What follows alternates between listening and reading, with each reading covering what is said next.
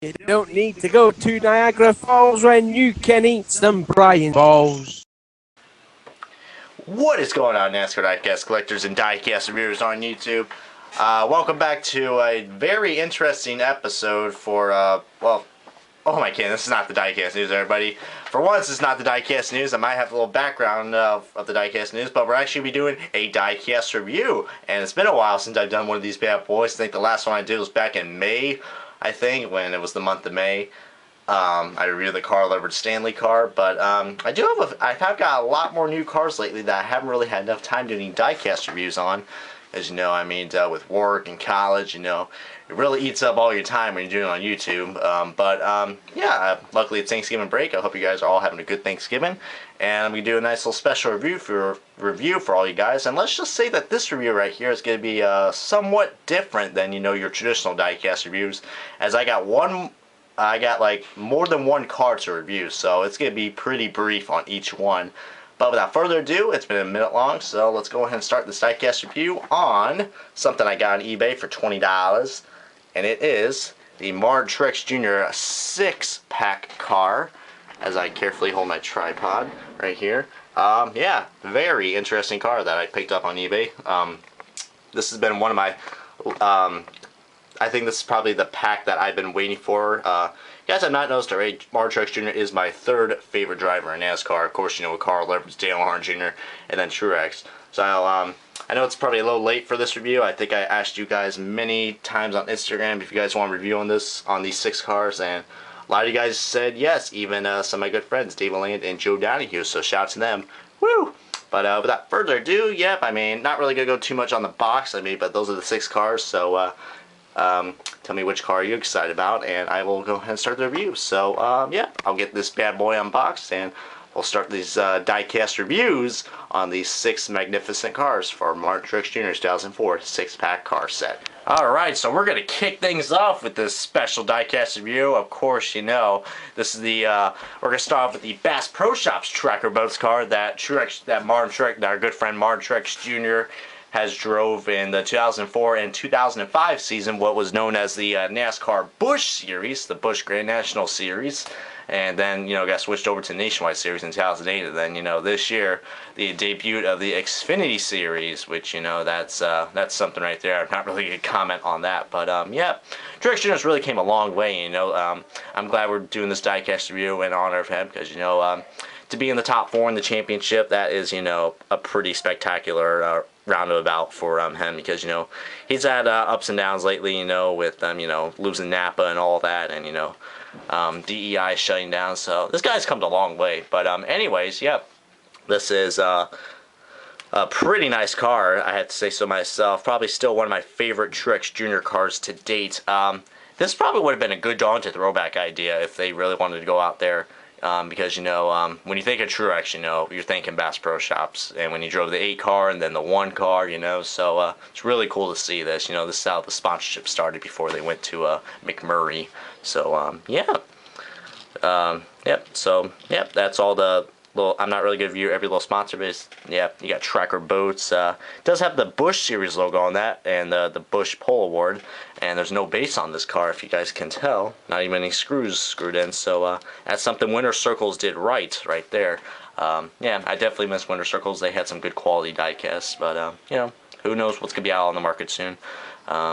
Depending on NASCAR Authentics or Lionel Racing, whatever they're going to pull off to compete with, you know, NASCAR Authentics. But anyway, back on topic. Yeah, the Tracker Boats Chevrolet. Yeah, not really going to say too much about this, but he did won this car. He did got 6 wins at both the 2004 and the 2005 Busch Series. I believe he won this car at Talladega and Memphis, I believe. The Talladega one is really cool because it's got your little burned out donuts right there. Actually, I think it's on this side, but, you know, that's pretty cool right there. It's the left side, of course, you know, is the same as the right side, as, you know, one of our good pals, Race Day 2011, likes to say that a lot. Yeah, the Bass Pro Shop Chevrolet. I like this car. I mean, it's a nice little blast from the past, and I do miss the 8 car, and I do miss DEI, but, you know, it was a hit or miss for them, and unfortunately, you know, Earnhardt Earnhardt couldn't keep the team rolling, Teresa Earnhardt and all them, so very unfortunate. But yeah, probably how I would rate this car, probably I say pretty nice car. I'd probably say 8.5 out of 10. It's up there. Probably one of my favorites. I'll probably rate it a little higher, but yeah, let's get on to the next one. Boy, oh boy, you better be thinking outside the bun when you see this car. Who would have known Taco Bell drove for DEI, from a couple years ago. So, I mean, yes, if you guys did not know that, yeah, Taco Bell was a major sponsor for Martin Truex Jr. and the Busch Series. And believe it or not, I believe in the 2004 season, this is the car that got his most wins at. I believe he did won this car at Bristol, Gateway, and the last known Nazareth race in NASCAR. So this is a, easily doubt probably one hell of a car to, have in your collection if you're a big Truex fan. But, it's a pretty simple car. I mean, it's Taco Bell. I mean, so anybody who likes their Taco Bell, I'm sure they will just pick this up, for bandwagon reasons. But, you got the traditional Taco Bell look. It's all purple. The purple, I mean, if you look kind of closely, might not see it on the camera, but seeing the reflection, it kind of like has a sparkle finish to it, which is makes it very unique. And I have to say that's I like it when some diecasts have that because it gives it a lot more pizzazz to the car, instead of just a standard Colossi finish. So that's cool that it did that for this car. But yep, front of the car, that's that traditional Taco Bell logo. Ain't nothing better than Taco Bell. Yep. Think outside the bun, their traditional, I think they still use that, actually no, I think it's Live Moss now, I think, but that was like probably their most famous slogan right there. I still use it from day to day. Yep, Taco Bell Chevrolet, and that is the top of the car. It's a shiny ass car, I have to say so myself. You better think outside the bun, if anybody's thinking about Taco Bell today, but I'm sure you guys aren't gonna have Taco Bell because it's freaking Thanksgiving after all. So yeah, but yeah, very nice car. Probably would get that as well. And let's go on to the next one. Now this one right here has to be easily in doubt my favorite Martin Truex Jr. car from this pack. We are halfway down the list, and this one's probably my most favorite one right here. And I got many reasons why this thing looks absolutely awesome. This is the Martin Truex Jr. Golden Oriole Chevrolet. This is yet a winner's exclusive car from what I know. So you can only get this car from the 6-pack, and I believe they do have this in a separate package, but I heard it is really hard to find. So good luck trying to find this. But yeah, now I'll point that out. This is Martin Truex Jr., not Dale Earnhardt Jr. People. This is a Dale Earnhardt Incorporated owned car, but Dale Jr. is not driving this car. But this is the car that he drove at what was formerly known as Lowe's Motor Speedway, which is now Charlotte Motor Speedway. For any fun facts out there from the past. So yeah, easily doubt. I mean, my favorite car because just it actually has a very vibrant paint scheme. I'm a big fan of these bright cars, and this one easily, you could easily just see that that's Truex Jr. out on the track when he drove this car in the 2004 season at Lowe's Motor Speedway. But it's also got some classic sponsors, Oreo and Nilla Wafers. This reminds me of Dale Earnhardt Jr.'s number 3 car that he drove in the Busch Grand National Series in 2000 and 2001. So that's very cool right there. I know the main sponsor is Golden Oreos, but you do see Nilla Wafers and all that on the car. Fig Newton's Ritz. Oh man, this is a nice car to have when you're snacking on something. I hope you don't snack on the car, otherwise that's a little odd right there. But yeah, I like this car a lot. It is... like I said, love bright cars, so this is easily doubt one of my favorites from Martin Truex Jr. The Nilla Wafers. But yeah, really cool. I could have swore he drove this car at Daytona, but from what I know, he did drove this car at Lowe's Motor Speedway. But who knows? Maybe you guys can help me out on that right there. But yeah, we're halfway down the list, and let's head on to the next one, shall we? 3 chicken tenders, taters and gravy. I threw in a biscuit and a big old cookie. Yes, ladies and gentlemen, the Colonel is back and better than ever. Oh, who can't forget that commercial right there? Creepy Colonel shall live. But yep, the KFC car makes a return in this review. It's not the Dave Reagan car, as you guys know. If you guys saw that review, you know that car needs a lot of salt from our good comedian pal John Panette.